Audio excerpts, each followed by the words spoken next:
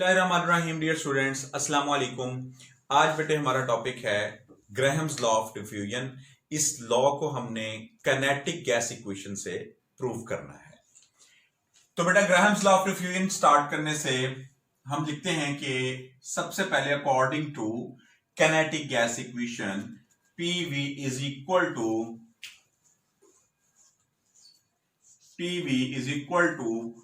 1/3 MnC bar square.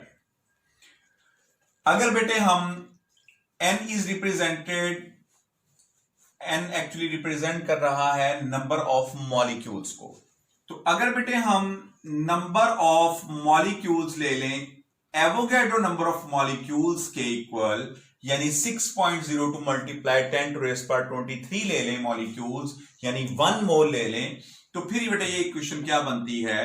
PV is equal to 1/3 MnAC bar square.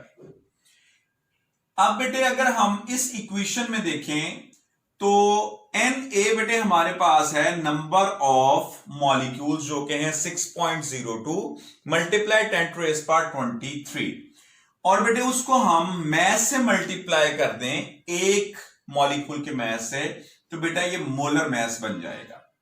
तो हम इस equation में MnA की जगह पे M बेटे पुट कर देंगे जो रिप्रेजेंट करेगा मोलर मैस को, 1/3 MC बार स्क्वायर। अब बेटे यहां से अगर हम C बार स्क्वायर की वैल्यू निकालें तो बेटे वो हमारे पास आएगी C bar square is equal to 3PV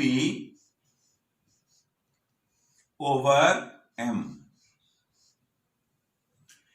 अब बेटे अगर हम C बार स्क्वायर का स्क्वायर रूट ले लें तो बेटे फिर हम इसको क्या लिखेंगे?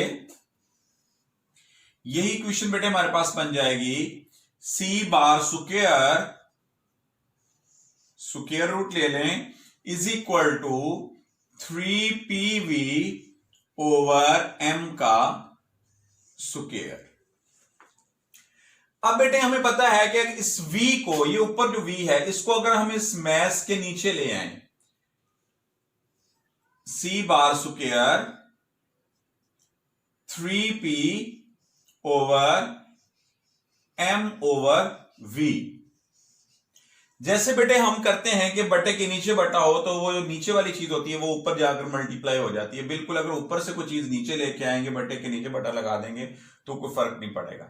लेकिन मैस पर यूनिट वॉल्यूम हमारे पास डेंसिटी होती है, तो C bar square root equal to 3P over density और उसका फिर बेटे स्क्वायर रूट। यहां से बेटे ये जो C बार स्क्वायर है ये बेटे बेसिकली है मीन स्क्वायर वेलोसिटी है।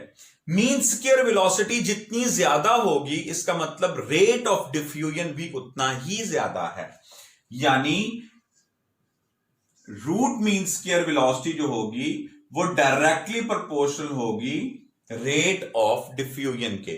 जितनी ज्यादा वेलोसिटी उतनी जल्दी गैसेस जो है वो डिफ्यूज होने की सलाहियत रखती होंगी। तो इसका मतलब C bar square directly proportional है रेट ऑफ डिफ्यूजन के। तो हम इसकी जगह पर रेट ऑफ डिफ्यूजन भी लिख सकते हैं, तो R हमारे पास आ जाएगा equal to 3P over D square root.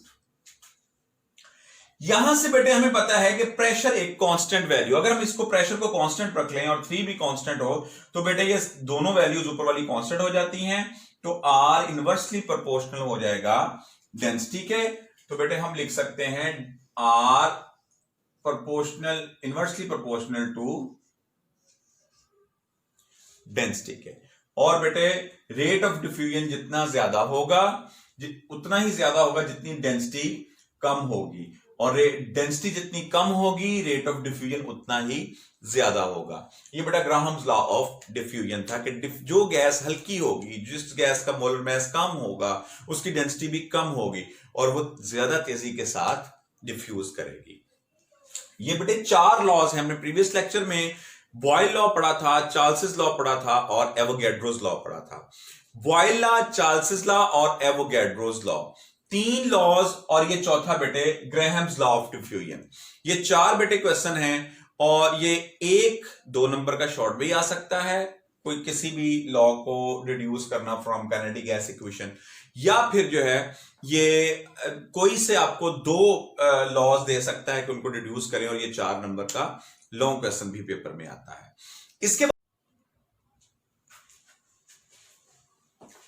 जी बेटे नेक्स्ट हमारा टॉपिक है काइनेटिक इंटरप्रिटेशन ऑफ टेम्परेचर।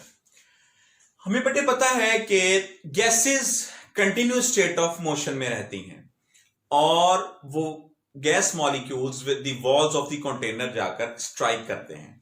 जब वो with the walls of the container जाकर स्ट्राइक करेंगे, डेफिनेटली वो फोर्स लगाएंगे किसी एरिया के ऊपर और उसको हम नाम देंगे प्रेशर का। यानी gases continuous state of motion में रहती हैं with the walls of the container. जब मॉलिक्यूल स्ट्राइक करते हैं तो प्रेशर एक्सर्ट करते हैं।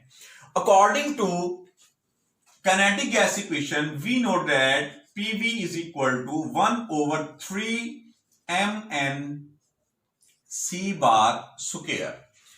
यहां भी बेटे P is the pressure of the gas and V is the volume of the gas, M is the mass of one molecule of gas and N are the number of molecules, C bar square is the mean square velocity। अब बेटे हमें पता है कि gas molecules की जो kinetic energy होती है वो डायरेक्टली प्रोपोर्शनल होती है टेम्परेचर के। ये तो हम एंड पे चले प्रूफ करेंगे। हम अभी लिखते हैं कि हमारे पास काइनेटिक एनर्जी किसी एक मॉलिक्यूल की काइनेटिक एनर्जी किसके इक्वल होगी। तो काइनेटिक एनर्जी बेटा हम उसको रिप्रेजेंट करेंगे EK से, जो कि इक्वल है 1/2 या हाफ mv स्क्वायर। हम बेटे बात कर रहे थे कि M for the one molecule of the gas and V square की जगह पे हम लगाएंगे C बार स्क्वायर। क्यों लगाएंगे C बार स्क्वायर? क्योंकि बेटे हमें पहले भी पढ़ा था लास्ट लेक्चर में कि C bar square V square की जगह पे हम लेके आएंगे, क्योंकि C bar square velocity of gases के लिए स्पेसिफिक टर्म यूज होती है। यहां से बेटे अगर हम इस इक्वेशन को, जो ऊपर वाली इक्वेशन है, इक्वेशन नंबर 1 इसको बोल लें, इसको आप बेटे इक्वेशन नंबर 2 कह लें। अब इक्वेशन नंबर 1 को अगर हम 2 से मल्टीप्लाई भी करें और 2 से डिवाइड भी करें, multiply equation 1 multiply and divide equation 1 by 2, तो बेटा हमारे पास क्या आएगा,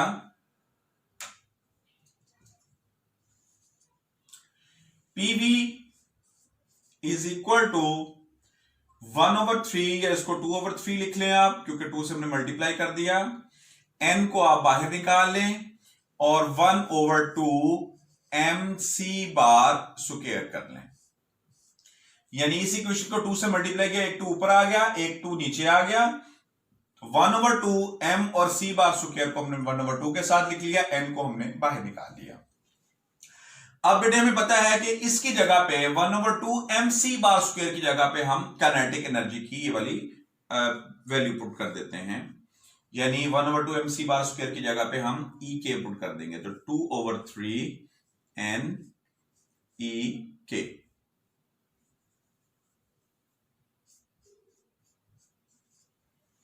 ठीक है बेटा। और इसके बाद हम क्या करेंगे कि यहां से हम ये कहते हैं कि अगर ये number of molecules Avogadro number of molecule के इक्वल हो तो फिर क्या होगा।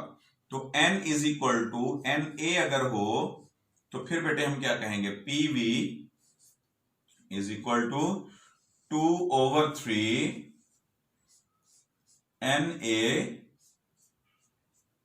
EK। क्लियर बेटा। अब इस इक्वेशन को हम इक्वेशन नंबर 3 का नाम दे देते हैं। उसके बाद हम बेटे ये कहते हैं कि अगर हमारे पास 1 मोल के लिए अगर हम जर्नल गैस इक्वेशन लिखते हैं, तो जर्नल गैस इक्वेशन बेटे हमारे पास होती है PV is equal to nRT। अगर n यानी कि नंबर ऑफ मोल 1 हो तो यही इक्वेशन बन जाएगी PV is equal to RT। इसको इक्वेशन नंबर आप 4 कह लें। अब आप इक्वेशन नंबर 3 और इक्वेशन नंबर 4 को कंपेयर कर लें, या यूं समझ लें कि इनको इक्वलाइज कर लें।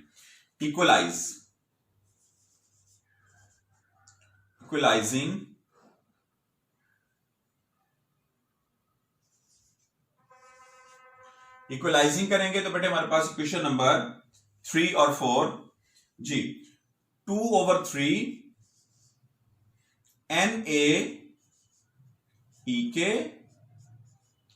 इज इक्वल टू ये बेटे RT।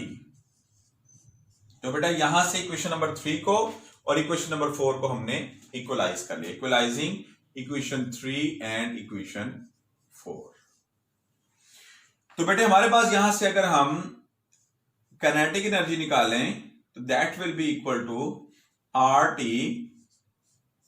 3 उधर जाएगा मल्टीप्लाई हो जाएगा ऊपर जाके, 2 उधर जाकर डिवाइड हो जाएगा और NA भी उधर जाकर डिवाइड हो जाएगा।